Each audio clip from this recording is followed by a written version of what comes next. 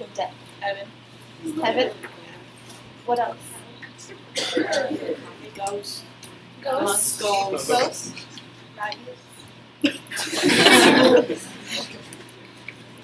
Anything else? No? Okay. So,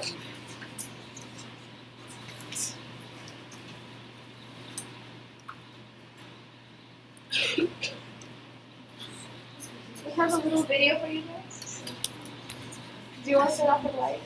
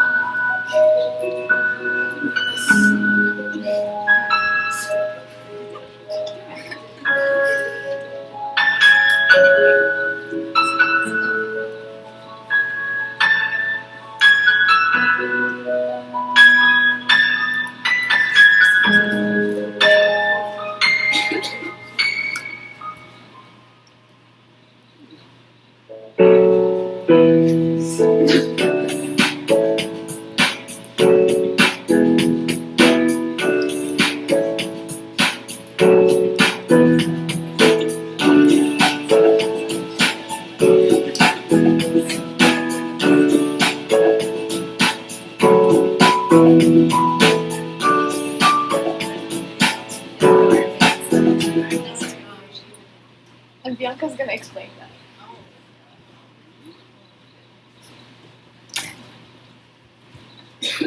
So in the beginning of the video, we had Shireen dying, and we had Abigail's reaction. She's an American, and you see the way she was mourning and like crying over her death. Then we had Chandra, who played Native American, who was dancing around the fire hydrant. The fire hydrant is supposed to symbolize a fire. You couldn't bring a real fire here, obviously. And since Chandra has like Native American roots, she told us that that's how they would react to a death, like celebrating, like passing on. So our theme. Sorry.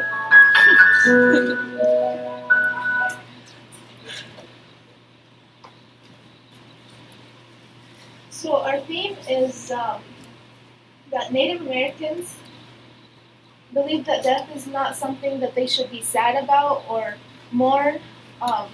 They're dead for too long. They simply think that it's something of nature. It's an act of nature where the soul of the dead travels up to heaven to meet their creator. And that's why we're wearing black and white, all of us, so we can symbolize that death is not only bad or should be sad, but it's also something that should be celebrated. It's their journey to meet their creator, so it's a happy thing as well. Old age is simply a delightful time when the old people sat on the sunny doorsteps, playing in the sun with the children, until they fell asleep. At last, they failed to wake up. If anything, the time of death is the time of peace and understanding, a time of communication. If at all possible, to settle differences to make peace with ourselves and others. This is a Native American, this is her way of thinking about it, and she was explaining how her tribe would think about death.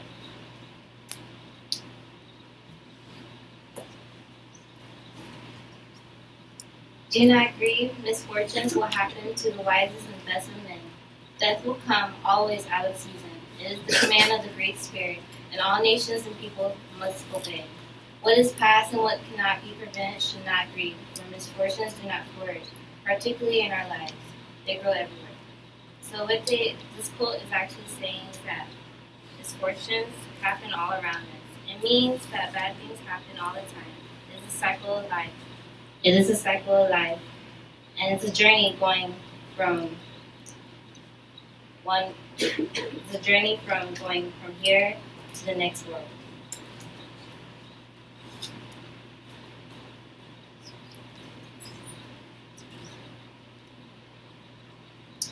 The Native American rites for dying are meant to help the dying on their journey into the afterlife.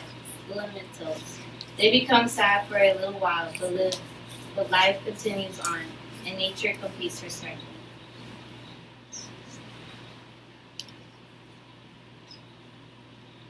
This is another quote. Another quote that shows that death is part of life, that it continues on for everybody. Because a 70-year-old Huron said, "What would you wish that there should be no dry trees in the woods and no dead branches on the tree that is growing old?" So it's unthinkable to imagine that death would not exist in our world. It's something that happens naturally, and we should, if we can't stop it, then why should we be too sad about it?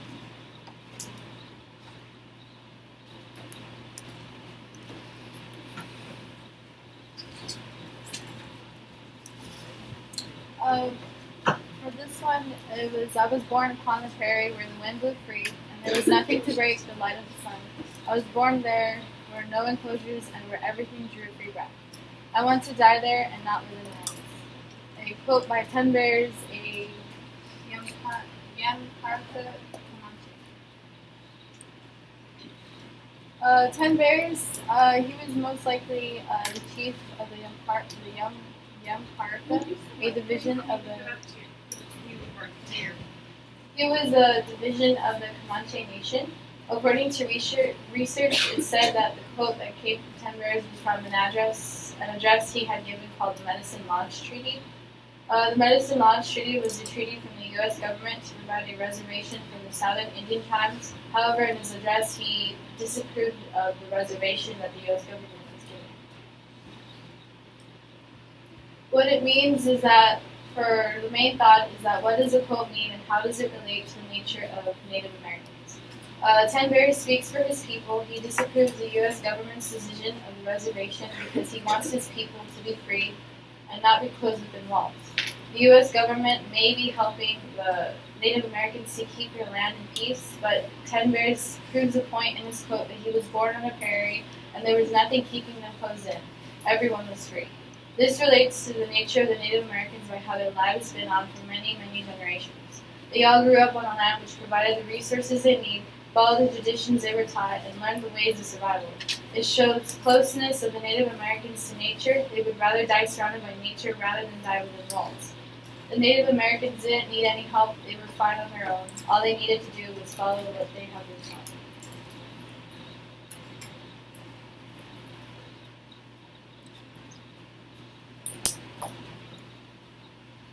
When an infant dies before its fourth day of life, mourning shall continue only 5 days. Then shall you gather the little boys and girls at the house of mourning, and at the funeral feast the speaker shall address the children and bid them be happy once more, even though by a death gloom has been cast over them. Then shall the black clouds roll away, and the sky shall show blue once more. Then shall the children be again in sunshine. So the death of an infant, it ought to be something that brings lots of despair, because the life lost is one that's so vulnerable and so innocent. But the natives don't dwell on that. Unlike in many other cultures where people mourn for up to a year wearing all black, the natives only mourn 5 days. And though mourning is relatively short-lived, the fact that there is a house of mourning and that there's a feast for the deceased, it ensures that the natives, even though they accept death easier than a lot more, they still respect and honor their dead. They don't let go of that. So when researching this quote, I found that it came from the constitution of the Iroquois Nation, and it was many of the rules set up. Just like in America, where our constitution holds everything that our nation values and is recognized for, the natives include this rule of mourning as just that. It's a rule. And I think that it says a lot about their culture because their faith would have to be very strong to have this.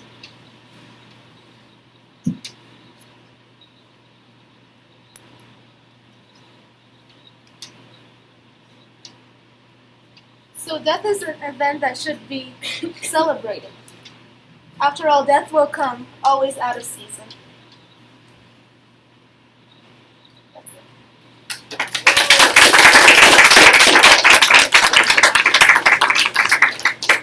Perfect. You guys were right on time. I apologize if you have comments, so I will share if you have time to share them. But you guys did a great job. And if you could forward share that with me,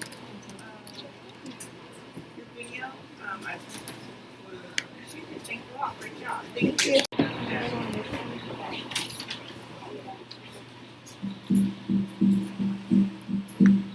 We did the ways of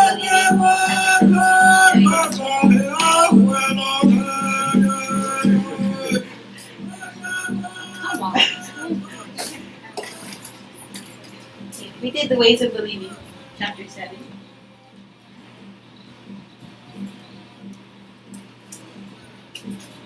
So in this chapter, they basically are saying that the Christians, they contradict themselves a lot in the Bible and in their religion.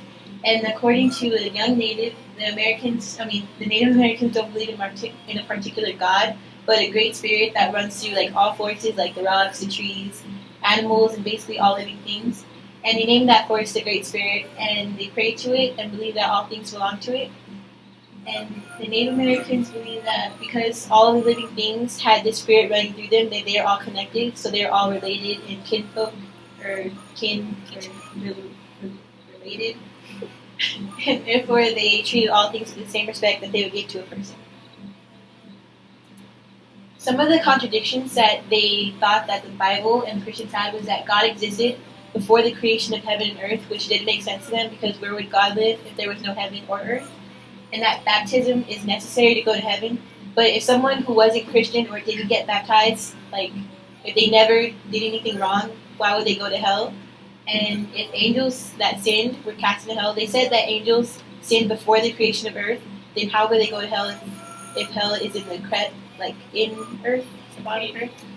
And those who were cast into hell do not come out of it, but there are like stories of ghosts and seeing people who were damned to hell in earth, or like demons and everything. You declare that those who go to hell do not come out of it, and yet you relate stories of the damned who have appeared in the world. How is that to be understood? Young savage. Christians that said that when you go to hell you never come out of it, yet they said that they see demons and ghosts. And the Native Americans caught the contradiction, and they like made it themselves that the spiritual spirits and people are not separated, but when you die, you become your spirit animal or whatever you're closely connected to, which is like why they had like those totems and everything. And whatever your totem was, that determined where you're going to become when you die. Our wise men are called fathers, and they truly sustain that character. Do you call yourself Christians?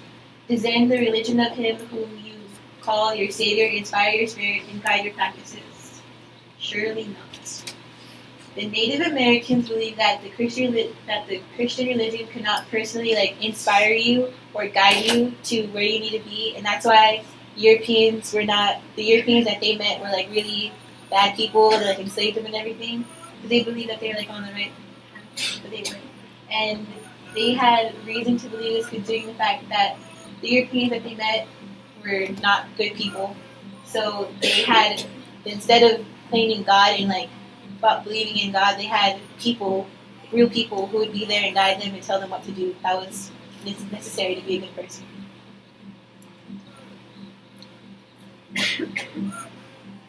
We have men among us, like the whites, who pretend to know the right path but will not consent to show it without pay. Have no faith in their past but believe that every man should make his own path. Okay, so Native Americans believe that every single one of them should take their own path. So they will not take the paths that were chosen by them, that were chosen by the white men. They do not want their beliefs restricted by what the men say, but they want to have their own beliefs. Nobody knows that the path that the white men are taking are correct, so that's why it's not right for their path to be chosen for them. The white man's path may be different for the situations of Native Americans, and Native Americans live in different conditions of white men. They have not lived like white men do. Therefore, they cannot trust the white man's path of religion because it was forced upon them. instead of chosen. We do not want churches because they will teach us to crow about God. As a Catholics and Protestants, we do not want to learn that. We may quarrel with men sometimes about things on this earth, but we never quarrel about God. We do not want to learn that. Native Americans do not argue about their beliefs, and they don't force their beliefs upon anybody. They simply have their own ideas. They don't want a church because they believe that it would cause controversy. Native Americans believe that all things have spiritual power and that they're everywhere. Their ceremonies are in their community, so they don't have a single place to praise their beliefs. They don't want to quarrel like Catholics and Protestants. They believe in a more peaceful way where no one is forced to believe one person's ideas, but everybody has their own.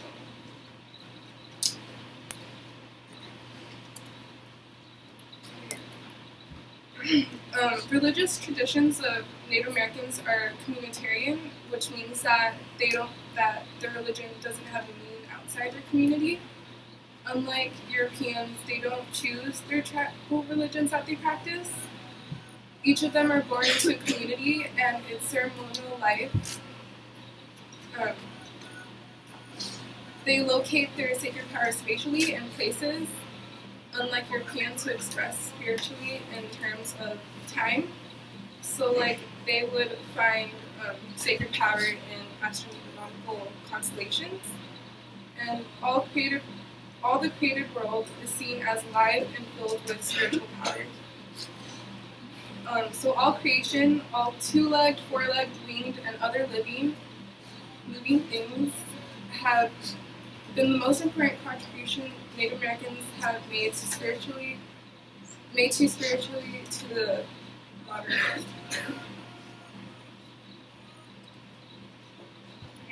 From Walking Tonka, there came a great unifying life force that flowed in and through all things.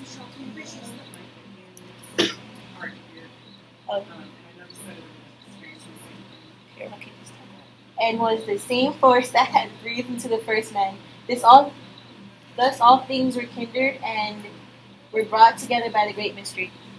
So the Native Americans were very spiritual people, and their religion was mostly based on nature. What this quote is saying that they believed that humans and animals were all equal and they had a blood relation and were from the same origin, because they were all brought to life by the great creator, which was their superior being, like our God is to us. Yeah. So they were practically like a family.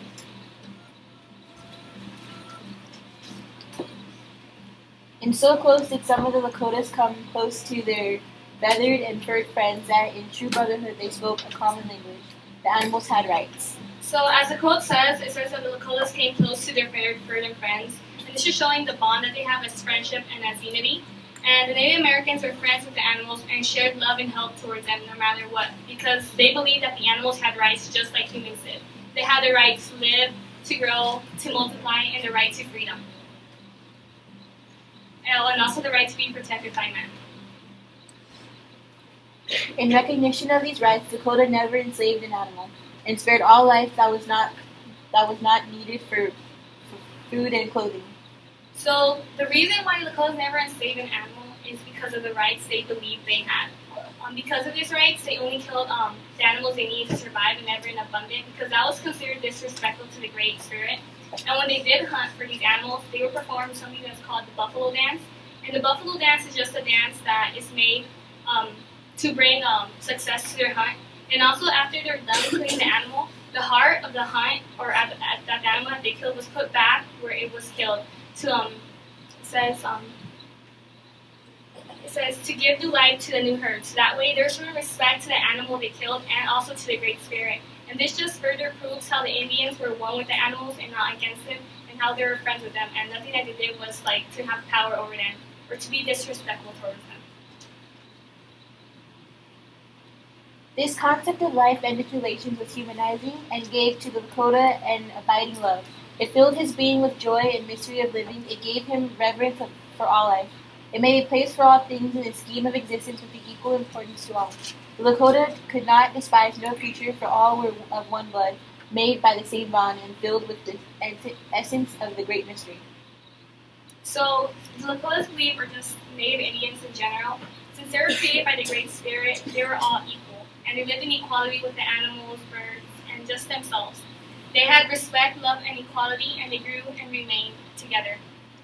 They also saw animals as a role model towards them. Like they would say the fox, he's I don't know, courageous and sneaky. They would also take that in consideration and try to be like the fox and try to become sort of like one. So that's when they had rituals. They would sort of dress up like these animals. The animals were respected as equal to humans, and the Native Americans learned from the animals and viewed themselves as real monsters again. The Native Americans believed that no one owned the land, and they truly appreciated the beauty of nature. You live first, and you are older than all prayers. All things belong to you: the two-legged, the four-legged, the wings of the air, and all breathing things that live. The natives believe in the Great Spirit, which to them represented a god, I guess you can say, because he was older than all things, and they knew that he created everything, like animals, birds, man, and plants. Because they didn't believe what Christians believe, they also believed that the Great Spirit and the Christian God to be the same, because they both had the same things that God made everyone and everything. Many Native American tribes did include the creation of myths and religious rituals about the Great Spirit, which research shows that some of them might not be true or might, but it's all just on belief. Other tribes believe that the Great Spirit gave order to the spiritual world. You have made me cross the good road and the road of difficulties. And where they cross, the place is holy. Day in and day out, forevermore, you are the life of things.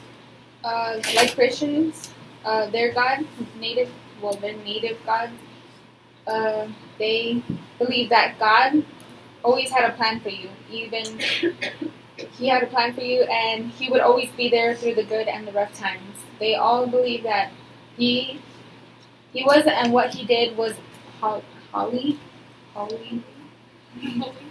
He would always and forever be respected as a great spirit who created life.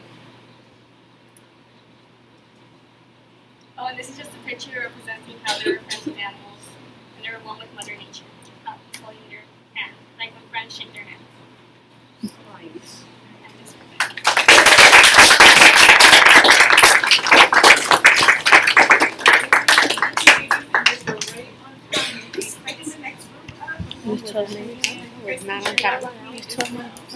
No, it's good.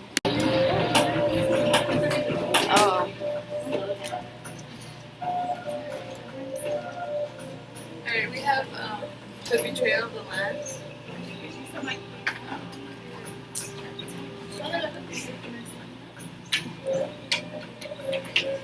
And our first quote. It's the other one.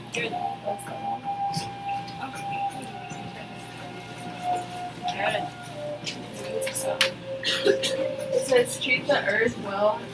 If it was not given to you by your own parents, it was given to you by your own children. We do not inherit the earth from our ancestors. We borrow it from your children. So that's the first quote we use because it's the betrayal of the land, and so it's really relevant because our chapter or our passage was mostly about the betrayal of the land, that it should not be sold to anyone else, not even in their own tribe, not even between the members.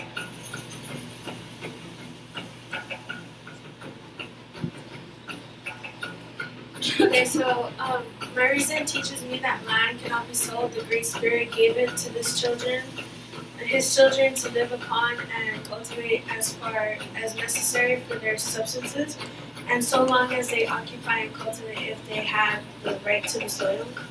So this relates to the picture and to the story because in the story it says that the land, if the Native Americans are on the land, then it cannot be sold or nobody can take it from them. So right here in the picture shows that the god or the person that owns the land is praying to, telling the people that are sitting around them that they can't let their land be stolen or sold.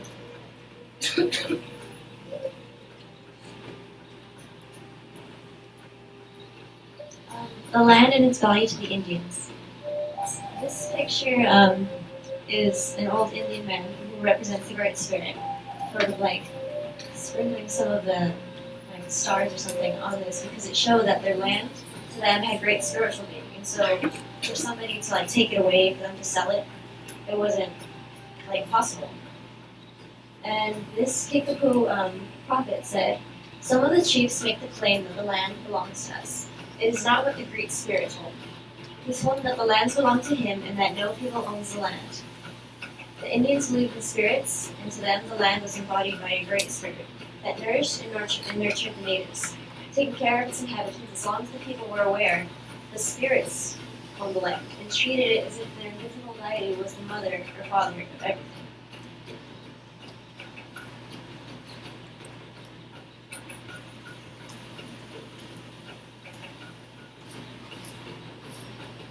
This is what was spoken by my great grandfather at the house he made for us.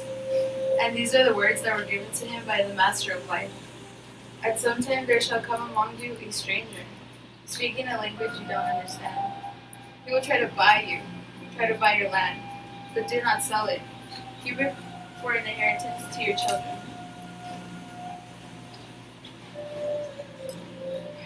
And it's valuable. We know our lands have now become more valuable. The white people think we do not know their value, but we know that the land is everlasting. Conasceptio. So land was valuable to both the natives and the Europeans in their own way. They both found value in it that the other group did not see as important or of value to them. The natives, of course, connected to the land spiritually. They believed in that God's Spirit had given them the land to survive. So, as a way to honor or return the favor, they only take what is necessary and use the land to worship and honor them. The Europeans saw the land differently. They saw land as monies. They can grow crops and sell the land to other nations.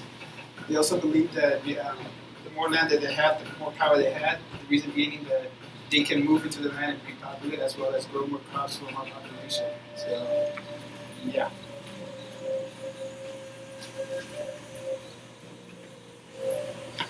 We know that the white man does not understand our ways. One portion of the land is the same as him as the next. For he is a stranger who comes in the night and takes from the land whatever he needs. The earth is not his brother, but his enemy. And when he has conquered it, he moves on. He leaves his father's graves, and his children's birthright is forgotten. And this quote was spoken by Chief Settle. And what we did was we researched how the Native Americans live now and how they were in our story. And in the 19th century, the Native Americans were deprived of much of their land because it was taken by what they called the white man. And they would use it for their own values because the land was valuable. And the natives didn't want them to take their land because they don't believe that the land is meant for everyone else. They think that it's given to them by the Great Spirit, and it's not even for themselves, so they can't even sell it for themselves. And when the U.S. started to remove the Indians, right now, present day, Native Americans struggle because their land was taken away and they're forced to move into different places, and they struggle with finding jobs, and they only have an 85% rate at finding a job, but they're not even great jobs, and if they wanted to go to get food for their family, they have to walk far in order to get that because they were removed from where they get all their resources. And land for the white man is for the wrong reasons, and the natives, they don't believe that they respect the value, the real value that they believe for their land.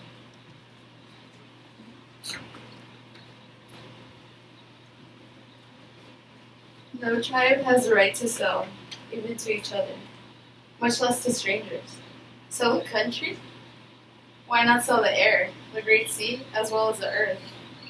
Didn't the Great Spirit make this for the use of his children?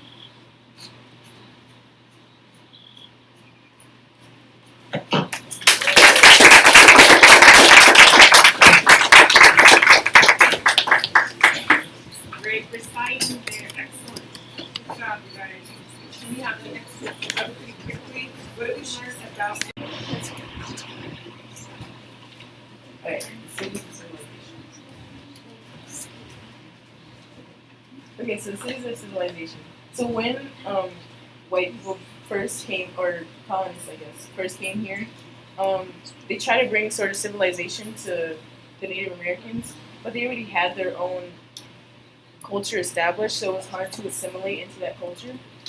So Native Americans were very confused at their whole culture because it was just totally different. It was totally opposite. It was very, like, the cities they built were very noisy, dirty, and very distant from nature. While Native Americans were very close to nature and they based their, like, religion on that. And the new policies that white people brought to the Native Americans were very, like, they went really against the peaceful ways of Native Americans. So, yeah. They were very confusing to them, so that's why it was very hard for Native Americans to accept this civilization. So, and the quote is, "There's no quiet place in white man's cities, no place to hear the leaves of spring or the rustle of insects' wings. Perhaps it is because I am a savage and I do not understand, but the clatter only seems to insult the ears. This cheap Seattle, Suquamish, and the Duwamish." Yeah, so basically, like what I said, they can't understand because there's no way to understand nature when you're in a city that's all bustling and really loud and very dirty and stuff. You can't be close to nature, so that's why they're. Okay, and it also says we should be better pleased if we could actually see the good effects of these doctrines in your own practice, rather than hearing you talk about them or reading your newspapers on such subjects. So basically, they were saying that instead of just making them, go with their civilization, they would like to actually see, like, how it would pan out.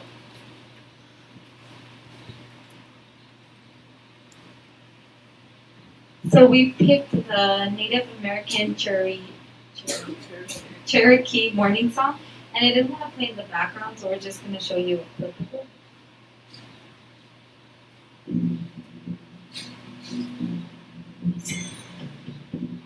One of the main reasons we chose this song was because it represents the Cherokee spirituality and how close they were to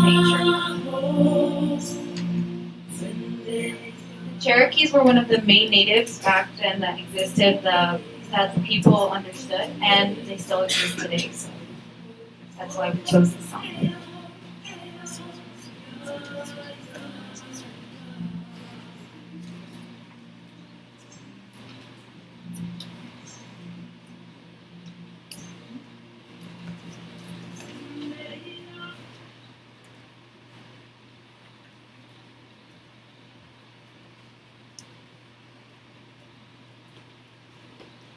So most Indian tribes never liked the newcomers because they were forced to obey laws they didn't want to. And the most important one was the Indian Removal Act, and they had to leave west of the Mississippi River. And they can't just believe that a bunch of colonists just came out of nowhere in their territory and forcing them to go someplace they don't want to go. The colonists also disrespected their own customs, making them resent the laws entirely. The tribes didn't see the good effects of these doctrines and would rather the colonists talked about them. They didn't know if the laws of what the colonists were making were good or not. They just showed up, told them to do this. One of the quotes is, "Many proposals have been made to us to adopt your laws, your religion, your manners, and your customs. And they have lost much by subjecting themselves to what they call the laws and the regulations of civilized societies." One native said that all these laws that they're making is transforming them into an empire because they don't have much freedom as the natives do. The most important one was the Indian Removal Act, and it authorized the president, which at the time was Andrew Jackson, who despised Native Americans, and it authorized the president to negotiate with the southern tribes to remove them from federal territory west of the Mississippi River, and this eventually led to what's known as the Trail of Tears. And tribes who didn't agree with the U.S. were forced to take this journey. Many members of the tribes died from disease, exposure, and starvation. They were forced to travel more than hundreds and hundreds of miles, somewhere where they didn't even know, without food or shelter. And many died from disease, exposure, starvation. But then they have Indian boarding schools and established in the late 19th and 20th century, where Native American youth were educated corresponding to the American standards.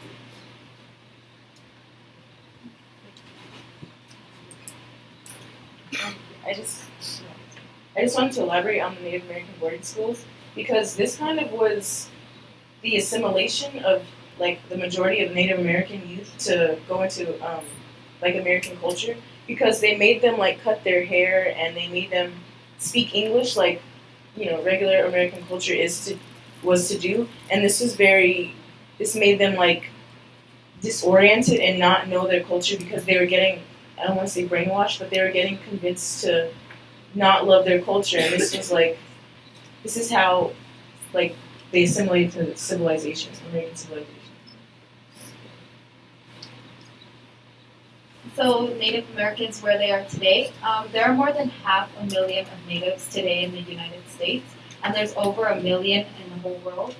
And they're still trying to adjust their culture to modern civilization because it has taken a toll on some of their tribes, and many have lost their culture as they assimilated into society. Many live on reservations, with about 300 federal ones existing in the United States.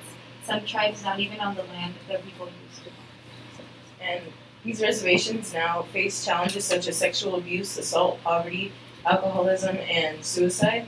And this could be due to the mass genocide of Native Americans, because when your people are basically almost exterminated completely, that takes a toll on your minds, because now your leaders are disoriented because they've been taken over by these other people.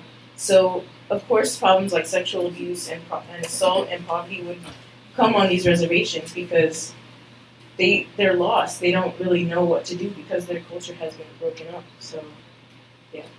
And they hope to gain the education and assistance necessary to develop the resources of their lands and become self-sustaining to their own civilization. So they just want to change this culture they have on reservations. They don't want to be known for that anymore. They want to, have a legacy instead of being known for stuff such as this. Hold on, I'm just going to read what I have.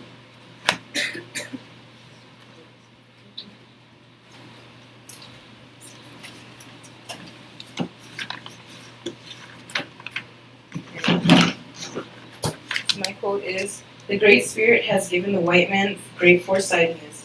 He sees everything at a distance, and his mind invents them and makes the most extraordinary things. But the red man has become short-sighted. He sees only what is close to him and knows nothing except what his father knew." This is Crow Valley, a Gross Venture Chief. And basically it's just saying what I said before. Native Americans have become lost and basically short-sighted, like this quote says. So